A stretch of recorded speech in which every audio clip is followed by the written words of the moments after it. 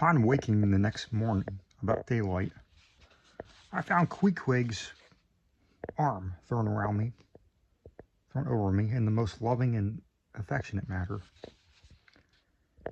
He'd almost thought I had been his wife.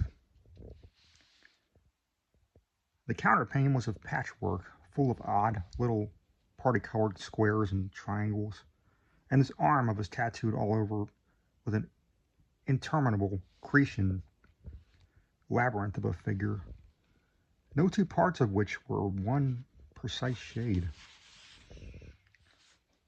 Owing, I suppose, to his keeping his arm at sea, unmethodically in sun and shade, his shirt sleeves irregularly rolled up at various times, this same arm of his, I say, looked for all the world like a strip of that same patchwork quilt. Indeed, partly lying on the arm as I did when I first awoke, I could hardly tell it was from this quilt. They so blended their hues together. It was only by the sense of weight and pressure that I could tell that Queequeg was hugging me. My sensations were strange. Let me try to explain them. When I was a child, I will remember a somewhat similar circumstance that befell me. Whether it was really reality or a dream, I could never entirely settle. The circumstance was this. I had been cutting up some caper or other,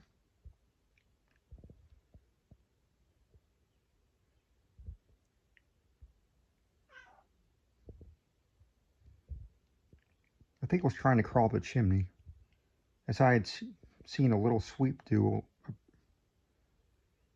a few days previous, and my stepmother, who somehow or other was all the time whipping me, or sending me to bed supperless, my mother dragged me by the legs out of the chimney and packed me off to bed. Although it was only 2 o'clock in the afternoon of the 21st of June, the longest day in the year of our hemisphere, I felt dreadfully. But there was no help for it, and so upstairs I went to my little room in the 3rd floor, undressed myself as slowly as possible as to kill time,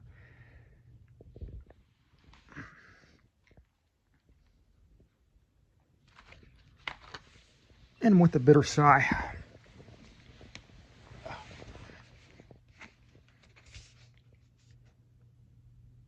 got between the sheets. I lay there dismally, calculating that 16 entire hours must elapse before I could hope for a resurrection. 16 hours in bed.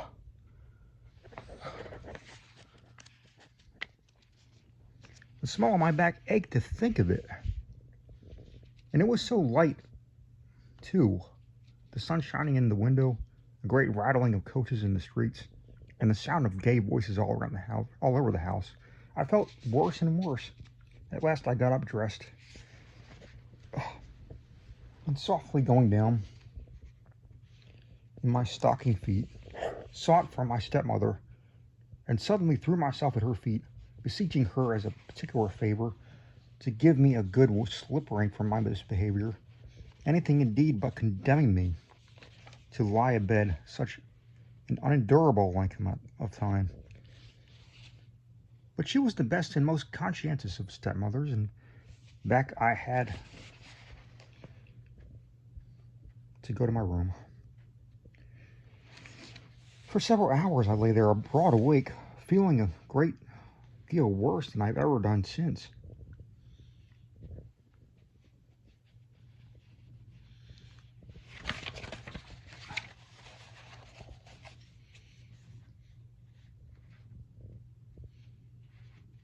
Even from the greatest subsequent misfortunes. At last I must have fallen into a troubled nightmare of a doze, and slowly waking from it, half steeped in dreams, I opened my eyes, and the before sunlit room was now wrapped in outer darkness. Instantly I felt a shock running through all my frame. Nothing was to be seen and nothing was to be heard, but a supernatural hand seemed to place in mine. My arm hung over the counterpane, and this nameless, unimaginable, silent form or phantom to which the hand belonged seemed closely seated by my bedside.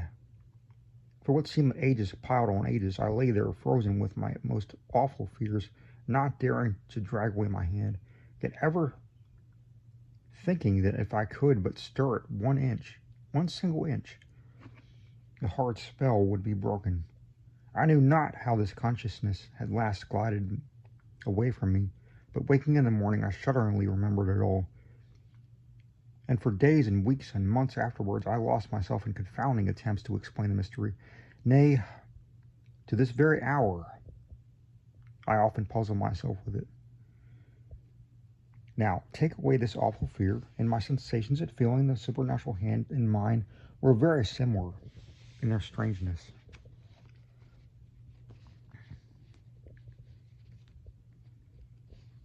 To those which I experienced on waking up and seeing Queequeg's pagan arm thrown around me. But at length all the past night's events soberly recurred, one by one in fixed reality, and that I lay only alive to the comical predicament.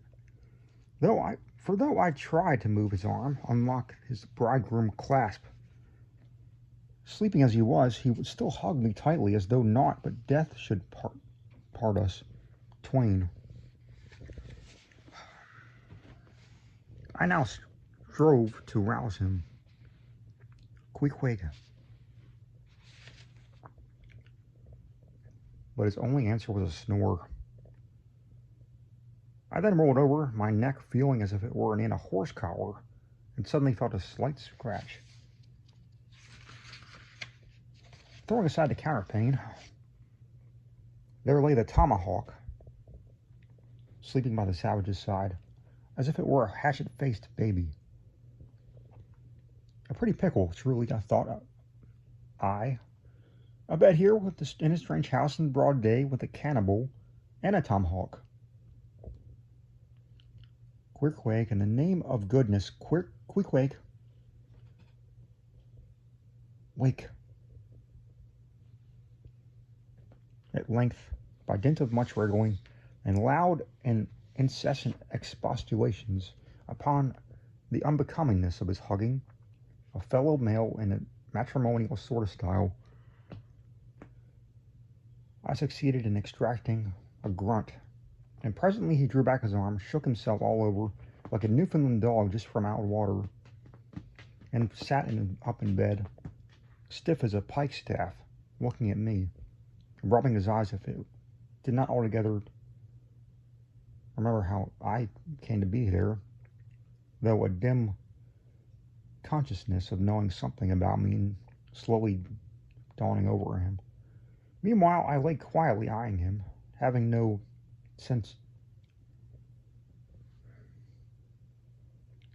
serious misgivings now, and bent upon narrowly observing so curious some creature, when at last his mind seemed made up touching the character of his bedfellow, and he became, as it were, reconciled to the fact, and jumped up upon the floor, and by certain signs and sounds gave me to understand that if it pleased me, he would dress first and then leave me to dress afterwards, leaving the whole apartment to myself.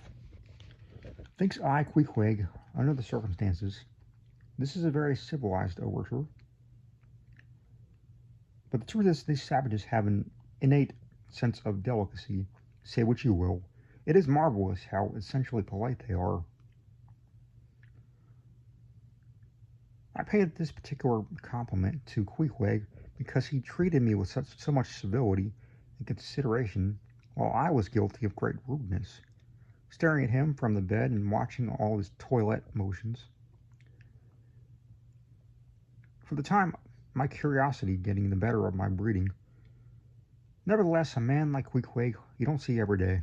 He and his ways were well worth unusual regarding. He commenced dressing at top by donning his beaver hat, a very tall one, by the by, and then, Still minus his trousers, he hunted up his boots. What under the heavens he did it for, I cannot tell, but his next movement was to crush himself. Boots in hand, and hat on, under the bed,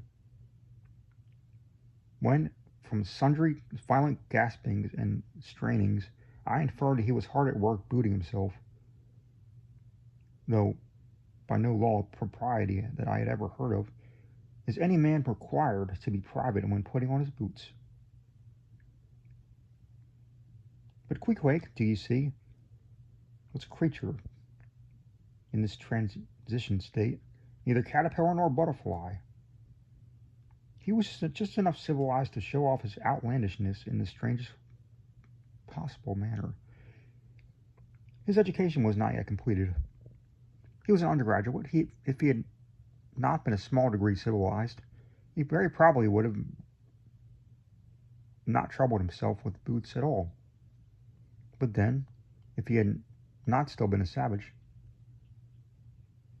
he never would have dreamt of getting under the bed to put them on.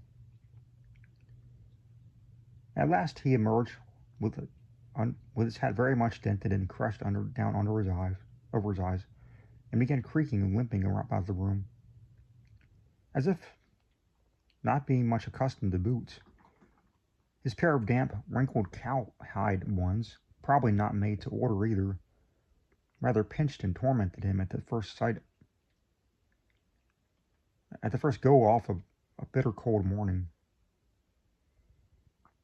Seeing now that there were no curtains to the window, and that the street being very narrow and the house opposite commanded a plain view into the room, and observing more and more the indecorous figure that Queequeg made, staving about with little else but his hat and boots on, I begged him as well as I could to accelerate his toilet somewhat, and particularly to get into his pantaloons as soon as possible.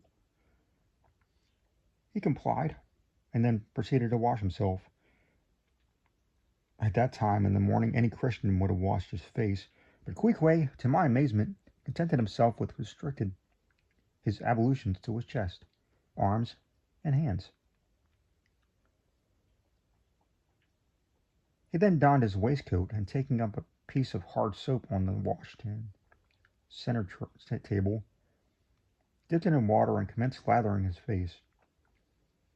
I was watching to see where he kept his razor, where, lo and behold, he takes the harpoon from the bed corner, slips out his long wooden stock, unsheaths the head, wets it a little on his boot, and, striding up to the bit of mirror against the wall, begins a vigorous scraping, or rather harpooning, of his cheeks. Thinks I, Queequeg, this is using Roger's best cutlery with a vengeance. Afterwards, I wondered the less at this operation when I came to know of what fine steel the head of the harpoon is made, and how exceedingly sharp the long, straight edges are always kept. The rest of his toilet was soon achieved, and he proudly marched out of the room, wrapped up in his great pilot monkey jacket, and sporting his harpoon like a marshal's baton.